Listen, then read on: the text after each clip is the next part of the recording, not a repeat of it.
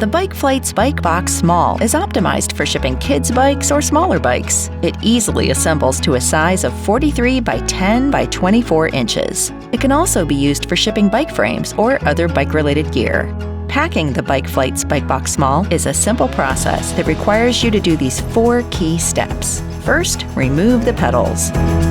Depending on your bike, remove the front or both wheels. Remove or rotate the handlebars. Remove or lower the seat and seat post. Use the supplied packing materials to prepare your bike for shipping. Place the bike in the box from either the top or side and secure it in place with the appropriate spacers and bungees. Once your BikeFlights Bike Box Small is packed, use bikeflights.com to ship your bike with confidence.